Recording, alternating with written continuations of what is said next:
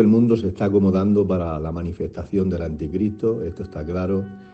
Todas las leyes de anticristo que están saliendo, que atentan contra la santidad de Dios, como lo estamos viendo, sobre todo en nuestro país, como las leyes estas del matrimonio homosexual, el aborto que están matando a miles de niños todos los años, la ideología de género, incluso las leyes que están aprobando como la eutanasia, están aprobando el suicidio que va en contra del carácter de Dios. El mundo se está acomodando porque el espíritu del anticristo está avanzando a que la manifestación sea lo antes posible. Pero todos los tiempos los tiene controlados Dios, porque Dios es soberano. Y la Biblia dice que Él tiene el gobierno sobre todo lo que hay en el cielo, sobre todas las jerarquías de ángeles, arcángeles, querubines y serafines. No mueven un centímetro sin el permiso y la autoridad de nuestro Señor Jesucristo, ni siquiera los demonios que existen en las regiones celestes, ni su príncipe llamado Satanás, que el Señor le reprenda, pueden llegar a hacer nada sin el permiso de Dios. Todo, incluso los elementos de la tierra, tanto el agua como el fuego, todo está controlado por el poder y la autoridad de nuestro Señor Jesucristo. Así que hoy voy a tratar de definirlo, no sé, en 30 a 35 minutos.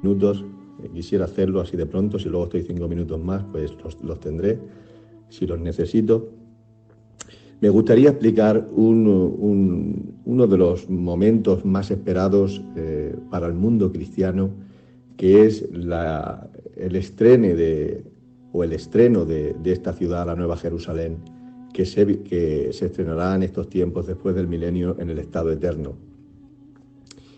Pero me gustaría empezar con un versículo que va a definir un poco las circunstancias en cómo se vivían en la iglesia primitiva y cómo lo estamos viviendo en estos momentos. Vamos a hablar de la Nueva Jerusalén, una ciudad preciosa, una ciudad literal, una ciudad donde vamos a vivir con nuestro Señor Jesucristo.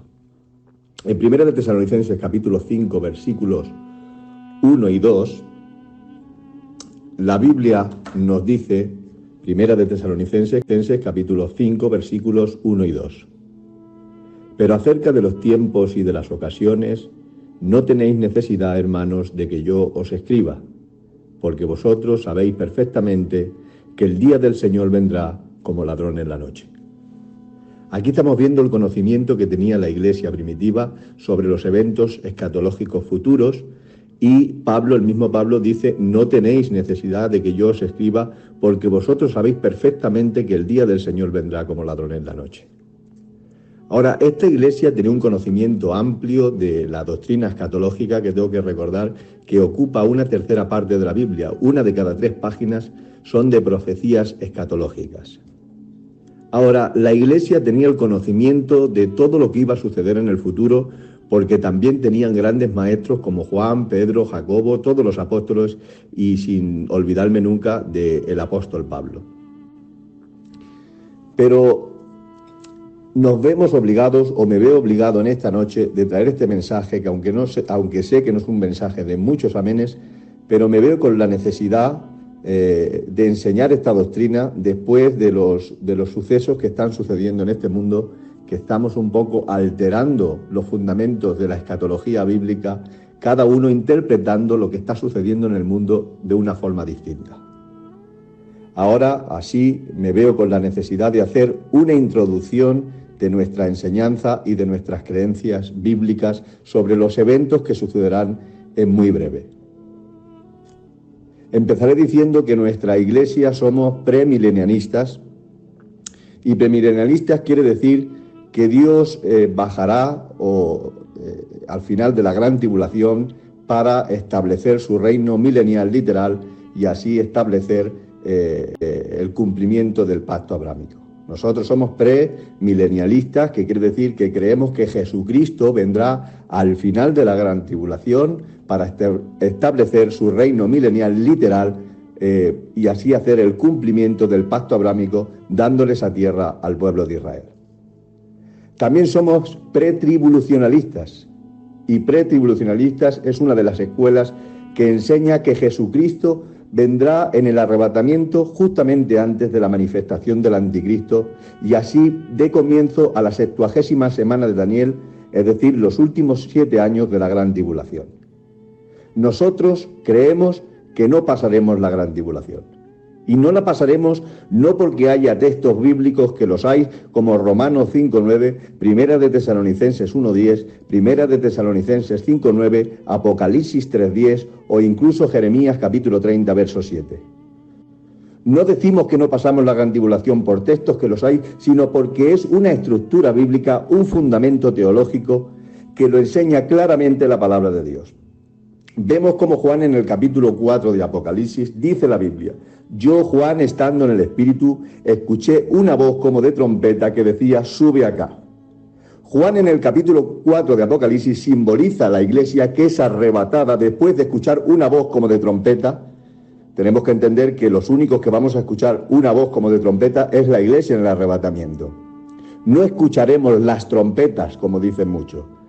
Las trompetas se escucharán en la gran tribulación, no la trompeta. La trompeta será la voz de Dios con voz de mando, con voz de arcángel y trompeta de Dios, que se escuchará en el momento del arrebatamiento y dirá: sube acá. Por eso Juan dice: yo estando en el Espíritu, que es de la forma que la iglesia va a escuchar esa voz en el Espíritu, porque si no, no podremos subir al reino de los cielos. La Biblia dice: yo, Juan, estando en el Espíritu, escuché una voz como de trompeta que me dijo: sube acá. Y Juan fue arrebatado en el capítulo 4, y en el capítulo 5 empiezan los eventos de la gran tribulación. Fijaros que en el capítulo 4 Juan es arrebatado y justamente en el capítulo 5 comienza la gran tribulación. Por lo tanto, nosotros no pasaremos la gran tribulación y me faltaría tiempo para explicar estas cosas. Somos premilenialistas, pretribulacionalistas, dispensacionalistas. Nosotros creemos que Dios ha usado diferentes medios de administración con el hombre durante 7 dispensaciones distintas. Ahora, también usamos el método literal de las Escrituras. Nosotros creemos que la palabra de Dios es literal, aunque hay mucho simbolismo. Por ejemplo, en el mismo evento del arrebatamiento de la iglesia dice que se escuchará una trompeta. Sabemos que no es una trompeta literal, que es un símbolo, pero que esa voz y esa trompeta está hablando de un suceso, un acontecimiento literal que dará lugar el arrebatamiento de la iglesia, que es algo literal, donde los muertos en Cristo resucitarán de sus tumbas y nosotros, los que hayamos quedado, en un abrir y cerrar de ojos, nuestros cuerpos serán arrebatados y transformados en un cuerpo inmortal, incorruptible, semejante al cuerpo de Jesucristo. Nosotros decimos que el anticristo es una persona literal. Nosotros decimos que los 7 años de la gran tribulación son años literales y que sucederán los juicios, que son juicios literales. Nosotros decimos que la segunda venida de Cristo es una segunda venida literal, donde Cristo vendrá a la tierra y reinará en el milenio, que el milenio es un tiempo, una dispensación literal, donde Cristo reinará con la Israel en Jerusalén. Nosotros decimos que el juicio del gran trono blanco es un juicio literal, que es un juicio literal donde Dios juzgará a todos los muertos de todas las dispensaciones de la historia y resucitarán con sus cuerpos corruptibles para ser lanzados al lago de fuego, que el lago de fuego también es un estado literal. Nosotros decimos que la Nueva Jerusalén no es una alegoría, no es una ciudad mística, sino que es una ciudad literal donde vivirá Dios con todos los salvos de todas las dispensaciones de la historia. Ahora, existen otras escuelas que se han ido introduciendo incluso en nuestro propio pueblo, haciendo una especie de entrelazados de algunas escuelas distintas, y ellos mismos han generado doctrinas que están confundiendo al pueblo de Dios. Nosotros, está claro, aunque los nombres sean un poco difíciles de decir y aunque parezca que decir premilenialistas o pretribulacionalistas o dispensacionalistas o usamos el método literal de las Escrituras, aunque haya gente que diga que no hay necesidad de aprender estas cosas, pero este es el fundamento de nuestras creencias. Nosotros creemos que Dios ha usado 7 dispensaciones distintas para hablar al hombre. Nosotros creemos que la palabra de Dios es literal. Nosotros creemos que habrá un arrebatamiento de la iglesia donde resucitarán los muertos. Nosotros creemos que Jesucristo vendrá en su segunda venida al final de la gran tribulación para establecer su reino milenial y reinar con Israel en la Jerusalén milenial. Nosotros sabemos que habrá un juicio del gran trono blanco, que todos los muertos de todas las dispensaciones serán lanzados al lago de fuego, en un lago de fuego que es literal. Pero también creemos que todos los salvos viviremos eternamente en una ciudad llamada la Nueva Jerusalén, una ciudad perfecta, simétricamente perfecta, donde solo habita la vida y la eternidad, donde no hay lágrimas, donde no hay lloros, donde no hay sufrimiento. Creemos en esta vida porque Cristo ha resucitado de entre los muertos. Cristo fue resucitado de entre los muertos, pero primero murió en la cruz del Calvario. Dio su vida por nosotros, llevó todas las enfermedades de todos los hombres de la historia, llevó el sufrimiento y la depresión de todos los hombres de la historia. Llevó no solamente eso, sino que sufrió nuestra propia muerte, nuestro propio infierno. Fue muerto sin pecado, pero llevó el pecado del mundo al sepulcro, y ese mismo poder le hizo vencer a la muerte y resucitar de entre los muertos con un cuerpo inmortal, incorruptible, que es la herencia que nosotros estamos esperando. A nosotros no nos importa lo que está pasando en el mundo, ni de virus, ni de la economía, ni de las guerras. Nosotros estamos esperando el sonido de trompeta porque estamos en el Espíritu, y los que vivimos en el Espíritu no somos terrenales, no nos importan las cosas de la tierra. Jesucristo es el primero. Jesucristo está por encima de nuestras propias familias, de nuestras propias mujeres, de nuestros propios hijos, de nuestros propios coches y vestimentas. De todo está por encima Cristo, porque Cristo debe ser lo primero y es lo primero. Jesucristo no es una opción, Jesucristo es la solución y la única opción que tú tienes. Cristo es la vida y en su nombre salen los demonios. En el nombre de Jesucristo se sanan los enfermos. En el nombre de Jesucristo resucitan los muertos. Este es el nombre que se ha dado sobre todo nombre, un nombre que ante todo Él se arrodillará toda rodilla, porque Él es soberano, Él es el único Dios verdadero. Existen otras escuelas que están introduciendo enseñanzas erróneas, y la iglesia primitiva lo hemos visto en capítulo 5, versículo 1 y 2 de Primera de Tesalonicenses. No tengo necesidad de escribiros de los eventos futuros porque lo sabéis, pero estamos en tiempos en que hay gente que dice que esto es parte de la gran tribulación. Hay gente que dice que esto es tiempo de dolores. Hay gente que dice que pasaremos la mitad de la gran tribulación, y estamos haciendo una mezcla de muchas escuelas bíblicas que no pertenecen a nuestras creencias.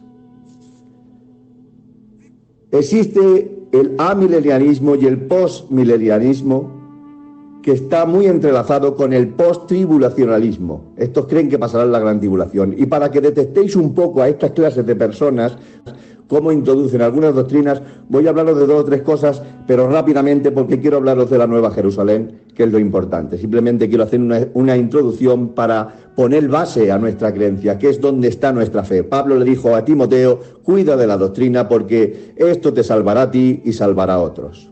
Estamos en tiempos que dicen que no hay necesidad de saber de la palabra. Si no hay necesidad de saber de la palabra, nunca habrá luz de lo que tenemos que hacer, porque en la palabra está comprimida toda la verdad de Dios.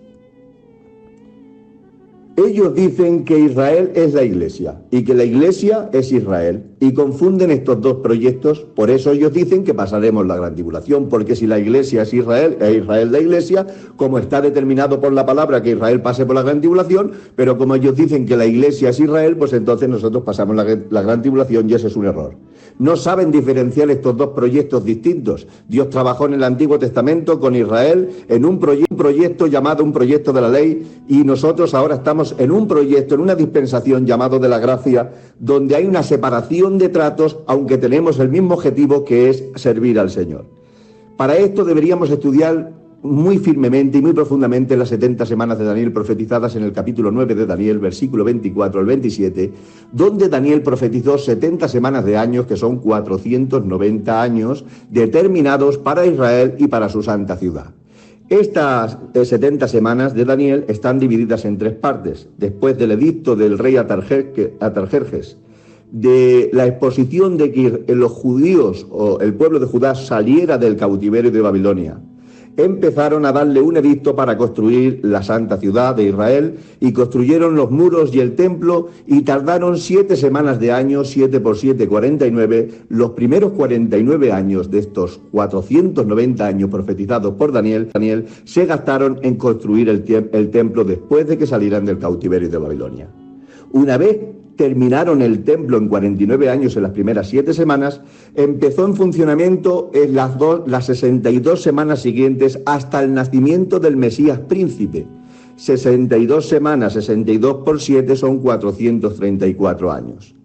434 años más 49 son 483. Es decir, que cuando Cristo vino como hombre se habían pasado 483 años de las 70 semanas determinadas por Jehová, dichas a su profeta Daniel. Pero Dios, Jesucristo, paró el tiempo en los 483 años. Y ahora hay un tiempo indeterminado que Jesucristo injertó a la iglesia al buen olivo y lleva más de 2000 años salvando almas. En el momento de que suene la trompeta y la iglesia sea arrebatada, empezará esos últimos 7 años que pertenecen a los 483 que se paró en el tiempo cuando Cristo estaba en carne. Por lo tanto, los últimos 7 años que quedan son la 70ª semana de Daniel, profetizado en el capítulo 9 de Daniel, los últimos 7 años que le quedan a estos 483 que se paró en el tiempo en que Jesucristo vino en carne a la tierra. Ellos, como creen que esta semana es para la iglesia también, por eso dicen que pasaremos la gran tribulación. Ellos atribuyen el capítulo 24 de Mateo diciendo que el tiempo de dolores es para la iglesia, que nosotros estamos sufriendo ahora el tiempo de dolores. Cuando Jesucristo habla en el capítulo 4 de que vendrán tiempos de dolores, no se refiere a la iglesia sino a Israel. En primer lugar, porque los 4 puntos que destaca Jesús para tiempos de dolores es que vendrán falsos cristos, que vendrán guerras, que vendrán hambres, que vendrán pestes y que vendrán terremotos. Esos son los 5 puntos que destaca Jesucristo como tiempos de dolores. Pero ellos no saben que estos 5 puntos están relacionados con el capítulo 6 de Apocalipsis, que es para la gran tribulación, y fíjate que vendrá el primer sello, que será el anticristo, el segundo sello vendrán guerras, el tercer sello hambres, el cuarto sello serán pestes y el sexto sello serán terremotos. Fíjate que los 5 puntos que da Jesucristo en el capítulo 24 de Mateo, relacionándolos con el tiempo de dolores, estos 5 puntos están relacionados con el capítulo 6 de Apocalipsis, que está relacionado con la gran tribulación. Fijaros que Jesucristo dice que vendrán falsos cristos, y el primer sello es el anticristo. El segundo punto de Cristo para decir que vendrán tiempos de dolores son guerras, y el segundo sello es un jinete que traerá guerras en la gran tribulación. El tercer punto que da Jesucristo serán hambres. El tercer sello se abrió un caballo negro con una balanza que traerá hambres en la gran tribulación. El cuarto punto que dice Jesucristo en el capítulo 24 de Mateo es que vendrán pestes, y en el cuarto sello del capítulo 6 de Apocalipsis es un caballo amarillo, y el que lo monta se llama muerte y le sigue el Hades y traerá entre otras cosas pestes. Y luego dice que es Jesucristo uno de los puntos de tiempo de dolor que vendrán terremotos, y en el sexto sello de Apocalipsis dice que habrá un terremoto como jamás nunca ha visto. Por lo tanto, el capítulo 24 de Mateo, hablando de tiempos de dolores, no tiene absolutamente nada que ver con la iglesia, sino que los tiempos de dolores están determinados para los 3 primeros años y medio de la gran tribulación, y será para Israel. Ahora, estos que tienen esta escuela también dicen que Apocalipsis es alegórico y que la ciudad Jerusalén, la Nueva Jerusalén, es una ciudad mística. Ahora vamos a poner base sobre este tema. La ciudad, la Nueva Jerusalén, no es una ciudad mística ni alegórica, sino que es una ciudad literal. En primer lugar, porque dice que tiene calles y que tiene puertas. La Biblia dice también que en esta ciudad vivirá Dios, viviremos nosotros y vivirán los ángeles. En una ciudad mística y una ciudad alegórica es imposible que diga que pueda vivir Dios. Si es una ciudad de mentira, ¿cómo va a vivir Dios, nosotros y los ángeles? En tercer lugar, tiene medidas de hombre y físicas y literales. Apocalipsis 21, versículo 17, dice la Biblia que el ángel medía con una caña, y esa caña con la que medía es medida de ángel, que es la medida de las medidas de los hombres. Por lo tanto, tiene medidas de hombre, tiene medidas físicas. En esta ciudad estará el trono de Dios. Capítulo 22, verso 3 de Apocalipsis. En esta ciudad estará el trono de Dios. Y si está el trono de Dios, quiere decir que es una ciudad literal, porque el trono de Dios no creo que sea un trono de mentira. Dios es verdad. Jesucristo dijo: yo soy el camino, la verdad y la vida, y nadie viene al Padre sino por mí. Si hay alguna verdad en este mundo, se llama Jesucristo. Todo lo que está fuera de él es mentira. El libro de Eclesiastes dice: vanidad de vanidades, todo es vanidad. La única verdad se llama Jesús, y es lo único que tenemos que decir. Si Jesucristo es la verdad, su trono es la verdad, porque su trono es su autoridad y su autoridad es verdadera. Los demonios tiemblan al sonido de su nombre. Las enfermedades salen de los cuerpos al escuchar solamente las sílabas del nombre de Jesucristo. Jesucristo es la única verdad. Todo lo que existe en este mundo es mentira. La política, las guerras, todas las leyes humanas es mentira. Satanás es el padre de la mentira, pero Jesucristo es la verdad. Por eso los demonios tiemblan, porque no pueden escuchar la verdad. Ahora, estos dicen que es una ciudad mística, que no es literal, pero hemos demostrado que la ciudad de la Nueva Jerusalén es literal, es verídica, es física, porque la Biblia lo dice. Ahora vamos a hacer una distinción rápida de que esta Nueva Jerusalén no tiene nada que ver con la Jerusalén del milenio. La Nueva Jerusalén es eterna porque lo dice Apocalipsis 22:5. La del milenio durará 1000 años, por lo tanto no puede ser la misma. En la Nueva Jerusalén no habrá templo. Sin embargo, en la Jerusalén milenial sí habrá templo, según Ezequiel capítulo 40. La Nueva Jerusalén desciende del cielo, sin embargo, la Jerusalén milenial sigue siendo la ciudad que está ahora mismo. La Jerusalén celestial estará en una nueva tierra creada por Dios, sin embargo, la Jerusalén milenial estará en esta misma tierra. La Biblia dice en Apocalipsis capítulo 22, versículo 5, que en la Nueva Jerusalén no habrá noche. Sin embargo, en la Jerusalén milenial sí habrá noche, porque lo dice Isaías capítulo 30, versículo 26. De esta ciudad, de la Nueva Jerusalén, Hebreos capítulo 11, dice que cuyo arquitecto y constructor es Dios. Hebreos 12, 22, de esta ciudad la llama la ciudad de Dios. Gálatas capítulo 4, versículo 26 dice que es la Jerusalén de arriba. Apocalipsis capítulo 3, verso 12 dice que es la ciudad de mi Dios. Ahora, esta ciudad, iglesia, quiero ir rápido, esta ciudad descenderá del cielo.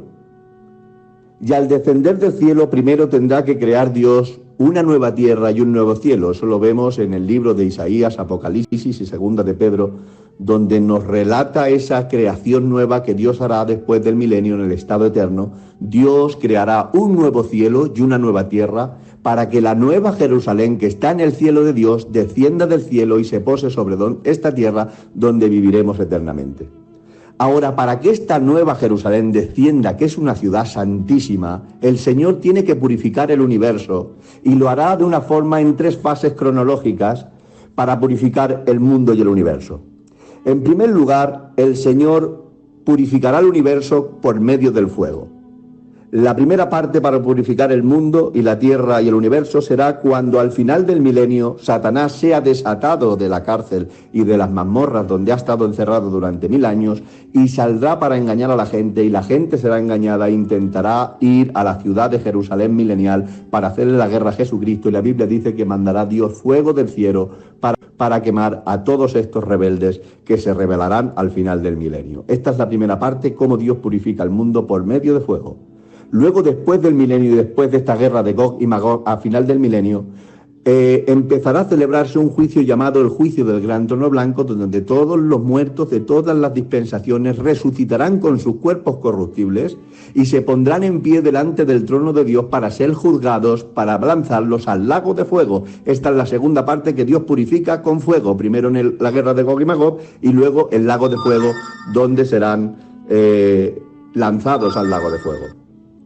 Ahora bien, la tercera parte cronológica será cuando Dios crea nuevo cielo y nueva tierra, y la Biblia dice en Segunda de Pedro capítulo 2, del versículo 1 en adelante, de que el Señor hará que se queme todos los elementos del firmamento, y con la base de ese fuego Dios construirá este nuevo cielo y esta nueva tierra, y quemará todos los desechos, todos los pecados que se ha hecho en este mundo, toda la sangre inocente que se ha derramado, todos los delitos que se han cometido en esta tierra, toda la hechicería que se ha hecho en esta tierra, toda la brujería que se ha hecho en esta tierra, todas las guerras que se ha hecho en esta tierra. El Señor usará fuego para quemar todos los elementos de la historia, porque Jesucristo tiene el poder absoluto de poder crear y hacer las cosas como Él quiere, porque Él es soberano y hace lo que quiere, donde quiere y cuando quiere, porque es Dios. Él elige el lugar, el momento y las circunstancias.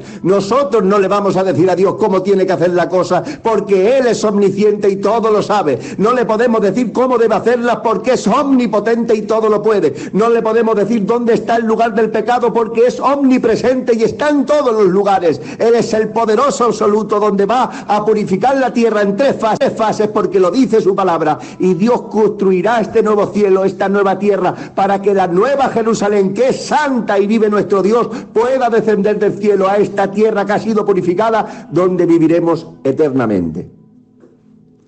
Ahora, la nueva Jerusalén no es el paraíso. La nueva Jerusalén no es el paraíso. El paraíso ya existía en el Antiguo Testamento, donde la Biblia dice que este paraíso o el seno de Abraham eran donde iban los santos del Antiguo Testamento cuando morían. La Biblia dice en el capítulo 10 de Mateo: así como Jonás estuvo 3 días y 3 noches en el vientre del gran pez, así estará el Hijo del Hombre 3 días y tres noches en el corazón de la tierra. Por lo tanto, este versículo ubica el lugar de los muertos en el corazón de la tierra. Ahora, cuando Cristo murió, cambió la ubicación del paraíso y se la llevó al tercer cielo, según 2 de Corintios capítulo 12, versículo 1 al 4, donde Pablo dice: conozco a un hombre en el cuerpo, no lo sé, o fuera del cuerpo, no lo sé, subió al tercer cielo donde está el paraíso.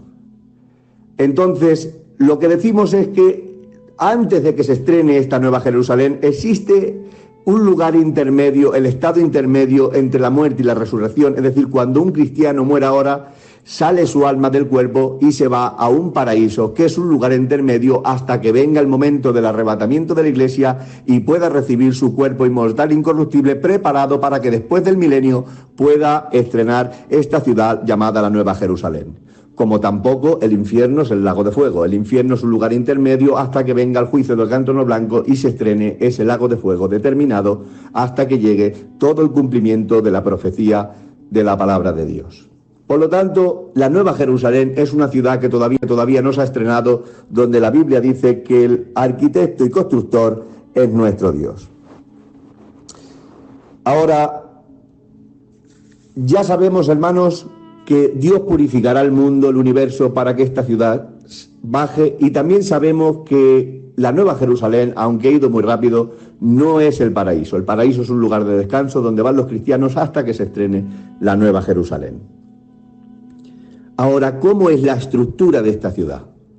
Vamos a dar ya unos pequeños detalles para hablar qué es esta ciudad.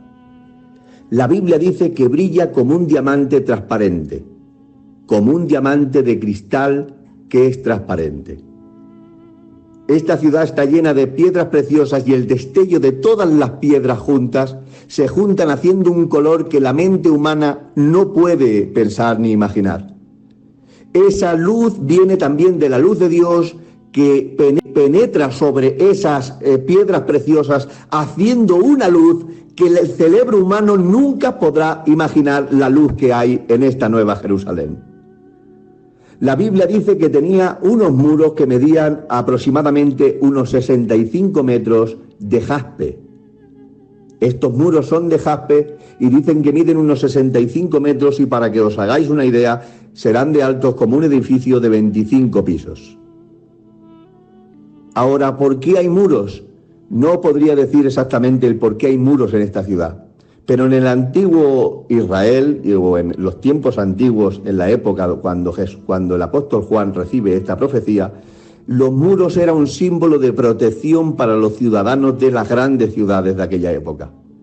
Cuando había muros, era símbolo de protección del enemigo. Por lo tanto, lo que está diciendo con estos muros es que Satanás no tiene ninguna clase de acceso, porque estos muros los ha puesto Dios, porque esta ciudad es santa y allí ya no habitará ni el pecado, ni Satanás, ni la muerte.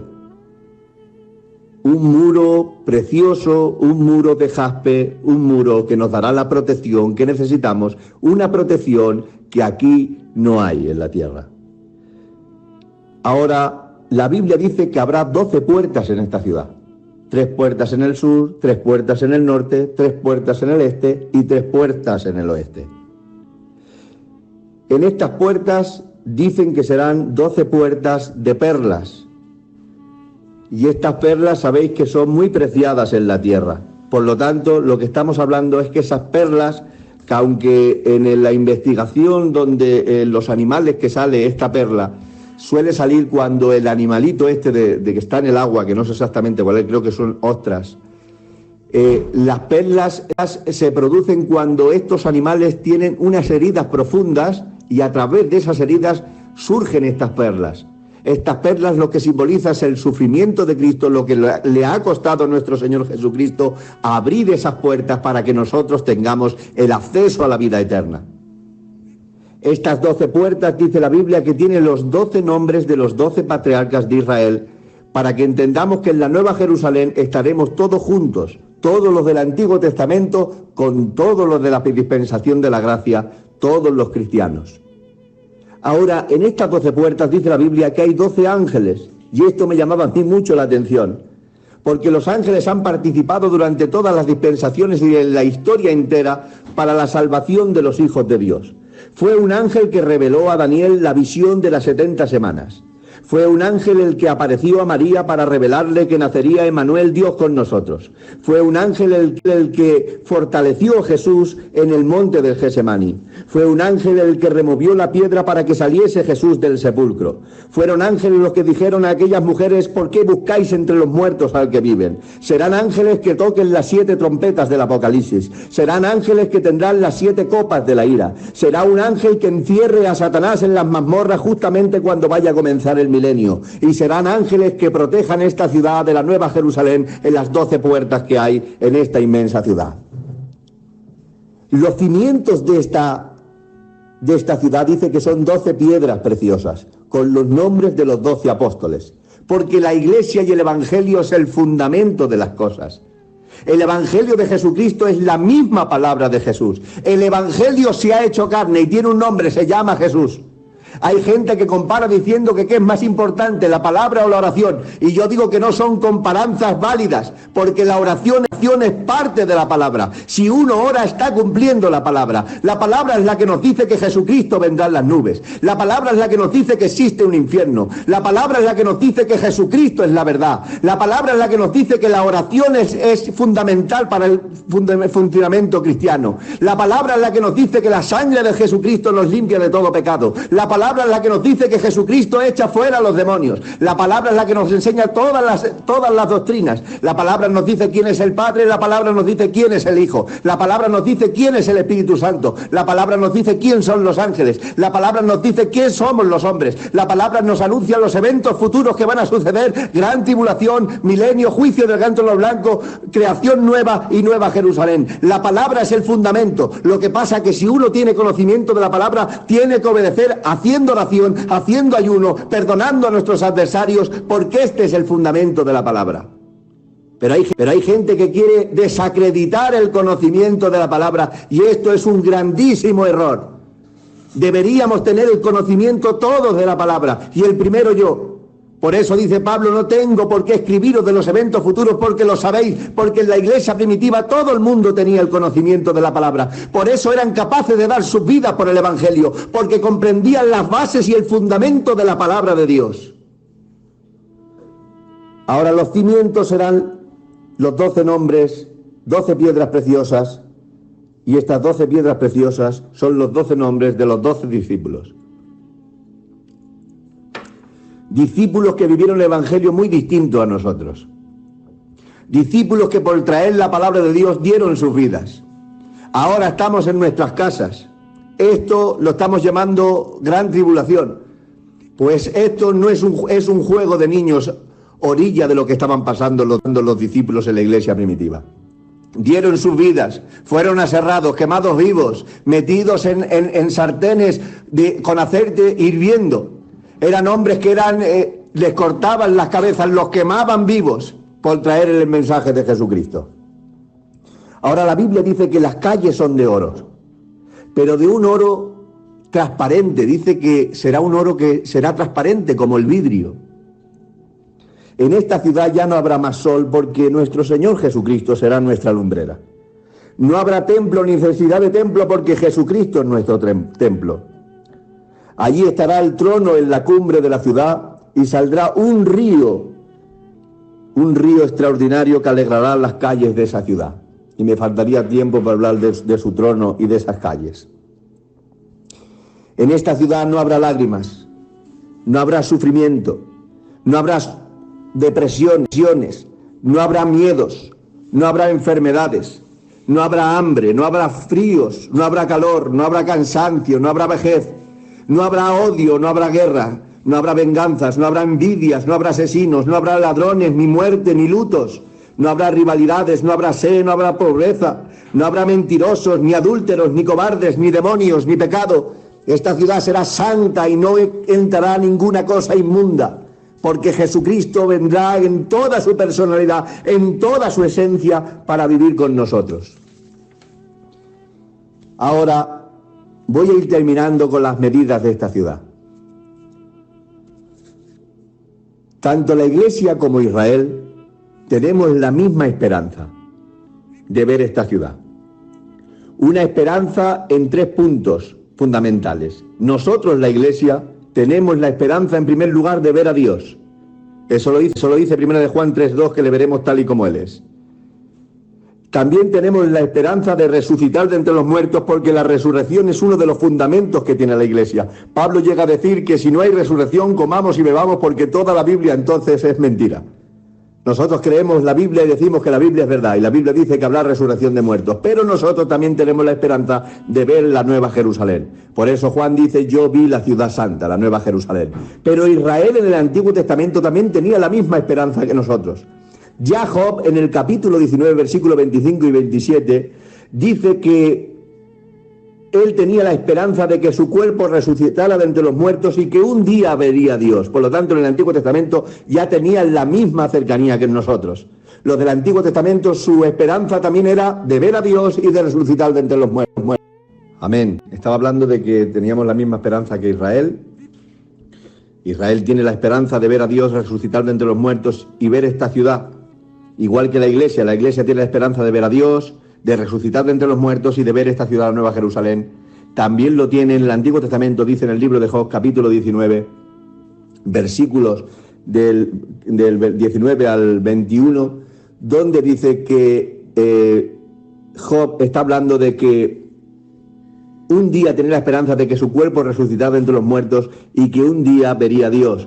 Pero Hebreos capítulo 11, versículos del 8 al 10, dice la palabra de Dios: por la fe, Abraham, siendo ya llamado, obedeció para salir a un lugar que había de recibir como herencia, y salió sin saber dónde iba. Por la fe habitó como extranjero en tierra prometida, como en tierra ajena, morando en tiendas con Isaac y Jacob, coherederos de la misma promesa, porque esperaba la ciudad que tiene fundamento, cuyo arquitecto y constructor es Dios. Fíjate que nos está enseñando la Biblia que Abraham salió de Ur de los Caldeos sin saber a dónde iba, morando en tierra extranjera, por medio de tiendas, con su hijo y su nieto, herederos de la misma promesa, porque tenía la mirada puesta en esta ciudad que tiene fundamento, cuyo arquitecto y constructor es Dios. Nos está diciendo que Abraham tenía la esperanza tal de estar en esta ciudad que no le importó salir de su tierra y de su parentela, sin saber a dónde iba, viviendo en una tierra extranjera, viviendo por medio de tiendas con sus hijos y sus nietos, teniendo la fe puesta en una ciudad futura, en una ciudad celestial, y no poniendo los ojos en esta tierra, ni en las riquezas, ni dónde iba. A él no le importaba dónde iba terrenalmente, él estaba obedeciendo el impulso de Dios, con esa fe puesta en las cosas del futuro. De tal forma que los del Antiguo Testamento, en el versículo 36 al 38 del libro de Hebreos, dice: otros experimentaron vituperios, azotes, y más de esto prisiones, y cárceles y azotes. Fueron apedreados, aserrados, puestos a prueba, muertos a filo de espadas, anduvieron de acá para allá cubiertos de pieles de oveja y de cabra, pobres, angustiados, maltratados, de los cuales el mundo no era digno, errando por los desiertos, por los montes, por las cuevas y por las cavernas de la tierra. Fíjate que la Biblia dice que esta promesa de Abraham la heredaron todos los del Antiguo Testamento para ver esta ciudad, y fueron capaces de ir de allá para acá siendo aserrados, perseguidos y atribulados en el Antiguo Testamento. Pero en el Nuevo Testamento la Biblia dice que la Iglesia también ha sufrido estas cosas por ver esta ciudad. Y Pablo, en el capítulo 11 de Segunda de Corintios, simbolizando la Iglesia, nos dice todo lo que él padeció por tener también esta clase de bendiciones. Hemos visto que los del Antiguo Testamento fueron capaces de morir hasta aserrados y perseguidos por los desiertos, por heredar esta promesa que tuvo Abraham, que salió no sabiendo dónde iba y viviendo en tierra extranjera para heredar esta promesa. La Biblia dice, Pablo llega a decir, simbolizando la Iglesia, hemos visto los sufrimientos que pasaron en el Antiguo Testamento, pero ahora estamos viendo el sufrimiento que sufrió Pablo para decirnos que la Iglesia también está padeciendo el sufrimiento para heredar esta promesa de esta nueva Jerusalén. Son ministros de Cristo, como si estuviese loco hablo, yo más en trabajos más abundantes, en azotes sin número, en cárceles más, en peligros de muerte muchas veces. De los judíos 5 veces he recibido 40 azotes menos 1.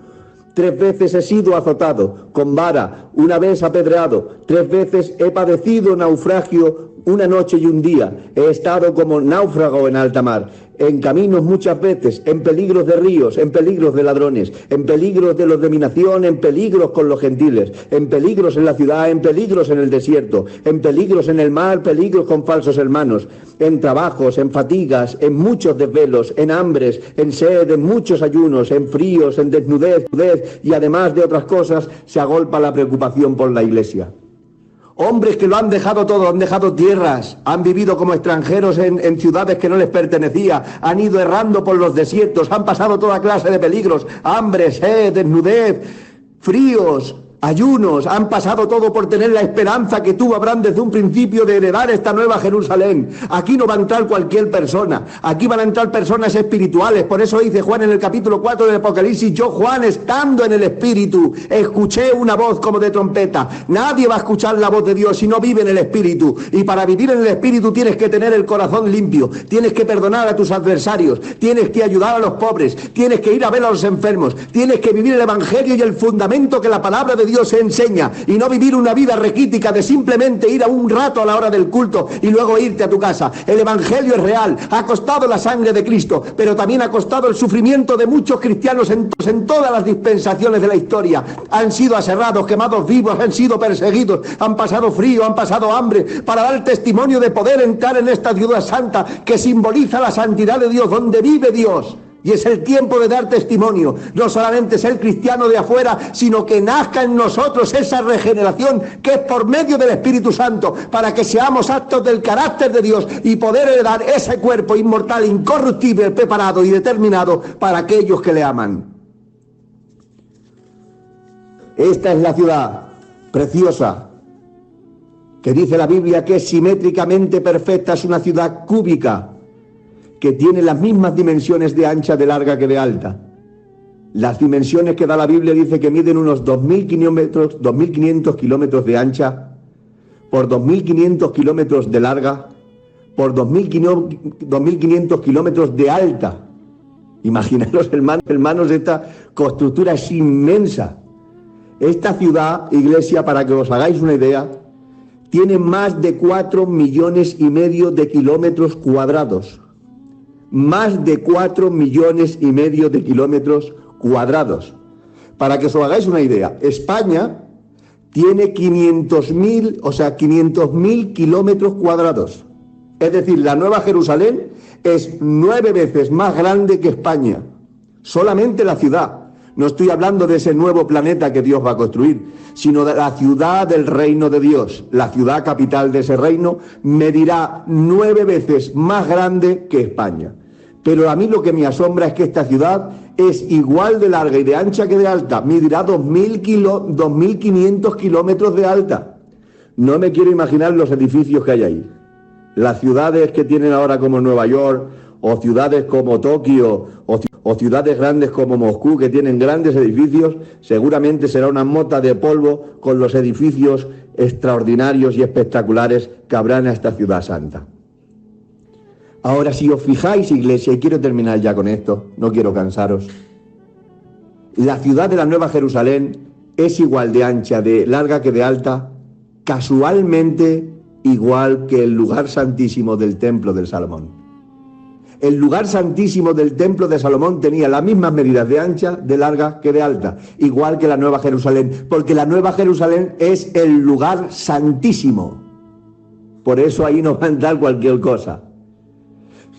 Dios siempre ha querido habitar con el hombre, siempre ha querido morar con el hombre. De hecho, lo vemos en la Biblia, desde el huerto del Edén, Dios moraba con Adán, pero Adán pecó y le echó del huerto. Luego Dios le reveló a Moisés la estructura del tabernáculo. Y la Biblia dice cuál era el proceso para que el sumo sacerdote pudiese entrar al lugar santísimo. Para que entrara el sumo sacerdote al lugar santísimo, que estamos diciendo que tiene las mismas medidas de la Nueva Jerusalén, nos vamos a dar cuenta cómo podemos entrar a la Nueva Jerusalén viendo al sumo sacerdote en el Antiguo Testamento lo que tenía que hacer para entrar en el lugar santísimo. Se tenía que poner 10 días de ayuno. Después de ponerse 10 días de ayuno, el sumo sacerdote tenía que bañarse y lavarse. Y cuando estaba bien lavado, tenía que ponerse unas vestiduras blancas de lino fino. Después tenía que ir a por un becerro y a por un carnero y hacer un sacrificio y un holocausto por sus pecados y por su familia.